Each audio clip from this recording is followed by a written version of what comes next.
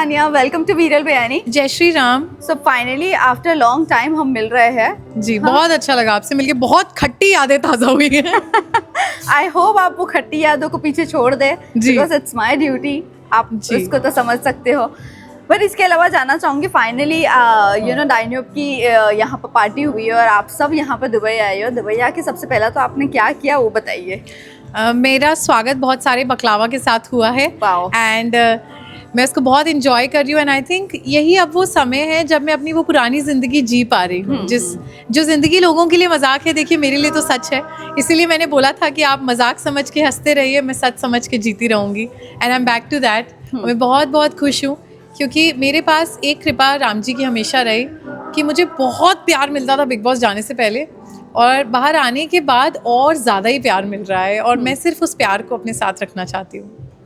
Well, आज यहाँ पर पार्टी में आई, सबका गेट टुगेदर हुआ, बट आप थोड़ी सी अभी भी यू नो लोगों से नाराज है। क्या ये नाराजगी अब खत्म होगी बहुत जल्दी या नहीं होगी? मैं किसी से नाराज नहीं हूँ। मैं जिनके घर में आई थी उनसे मिली एंड मैं शायद उनमें ज़्यादा खो गई क्योंकि मुझे रिजवान जी का ऐसा लगा देखकर कि वो एक ऐसे इंडियन है जो और बहुत सारे इंडियंस का हाथ पकड़ के उन्हें यहाँ खींच रहे हैं, उनका घर का सपना पूरा कर रहे हैं। तो मैं पूरी रमी हुई थी उनमें और उनकी फैमिली के साथ एंजॉय कर रही थी एंड बाकी सबसे भी मैं मिली, मुझे अच्छा लगा। बट आई थिंक मेरे लिए एक ड्रीम कम ट्रू है एक ऐसे इंडियन से मिलना जो बाकी इंडियंस के लिए घर बना रहे हैं। तो I think I gave all my time to him and his family.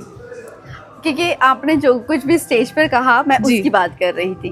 तो आप आगे जाने के बाद कुछ यू नो गिले शिकवे छोड़कर आगे कदम बढ़ाओगे या नहीं बढ़ाओगे? नहीं, मैं किसी के लिए कभी बुरा नहीं सोचती हूँ, ना किसी से कोई लड़ाई झगड़ा, मेरा वो नेचर नहीं है। आपने पूरा बिग बॉस देखा है।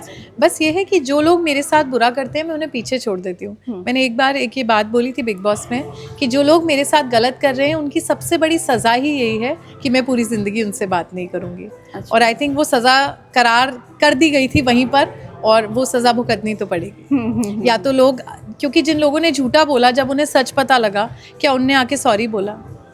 आज पूरी दुनिया ने एक ही लड़की पे सवाल उठाए, बाहर आए, मीडिया ने भी उठाए, घर में भी उठाए, फिर सैटरडे संडे भी उठाए। फिर जब उन्हें सच पता लगा, क्या उनने आके माफ़ी मांगी? तो जब आप माफ़ी नहीं मांगते हो तो आप मुझसे क्यों एक्सपेक्ट कर रहे हो कि मैं माफ़ कर दूँ? माफ़ तो तभी करूँगी ना जब कोई माफ़ी मांगेगा। ओके।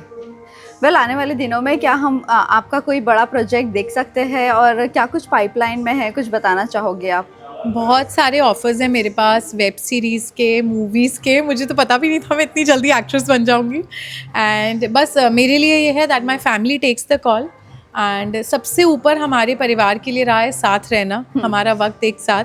तो हम अभी वो टाइम स्पेंड कर रहे हैं एंड मैं तो आई थिंक थर्ड डे मैंने ऐड शूट स्टार्ट कर दिए थे। हम ऑलरेडी 8-9 ऐड शूट कर चुके हैं and this month I think we have 15 shoots and we are also shooting in Dubai for a brand. तो मैंने आपको बोला ना कि मेरा अटूट विश्वास मेरे ईश्वर पे मुझे क्या दे गया है शायद मेरे को खुद को ही नहीं पता है। एंड उससे भी मेरा कोई लालच नहीं है जीवन में। मैं बस ये चाहती हूँ कि मैं जब आखिरी सांस लूँ तब तक लोग बस ये जाने कि मैं अच्छी थी और मैं लोगों का अच्छा करके जाऊँ। बहुत सारी खबरें आ रही कि आप खतरों के खिलाड़ी में भी पार्टिसिपेट करने वाली हो। क्या इज दैट ट्रू कि आप सच में पार्टिसिपेट कर रहे हो? देखिए, ऑफर आया है जी, बट मैंने आपको जैसे बोला कि मैं उस फैमिली से हूँ जिसमें हमारा खुद का कोई कॉल ही नहीं होता है, हमारे पेरेंट्स लेते हैं। तो अभी मैं बिग बॉस वैसे ही सबको नाराज़ करके गई थी, तो अभी अब मेरे पेरेंट्स अलाउ करेंगे तो मैं जाऊँगी। और फिर अगर आप मुझे प्यार थोड़ा और देंगे तो देख लेना फिर से टीवी पे, वरना उसके लिए बहुत मेहनत लगेगी। चलिए, लास्टली जाते जाते मैं आपसे एक चीज़ कहना चाहती हूँ। आज मेरा लास्ट डे है और आपसे मेरी जब भी मुलाकात हुई, मैं जानती हूँ कि आपसे थोड़ा सा खट्टी वाली मुलाकात हुई थी, पर मैं मीठी रही थी। यस, बिल्कुल। आप खट्टी रही होंगी पर मैं हमेशा सबसे मीठी रही हूँ। तो बताइए कि अगर आप कुछ फीडबैक देना चाहो तो क्या देना चाहोगे मुझे? देखिए, मैं जीवन में एक फ़िलॉसफी से जीती हूँ और मैं आपको यही सिखाना चाहूँगी, बताना चाहूँगी। शायद आपसे उम्र में थोड़ी सी बड़ी होंगी, आई एम 31। अच्छा। आपकी क्या एज है? मैं आपसे बड़ी हूँ। लगती क्यों नहीं हो फिर? बट मैं आपको बस ये कहना चाहती हूँ जीवन के लिए कि जब हम किसी से कुछ भी कहें या किसी से मिलें, हमें अपने आप को उस इंसान की जगह रख कर देखना चाहिए। तो हमें उसका दर्द, उसकी तकलीफ़ समझ में आती है।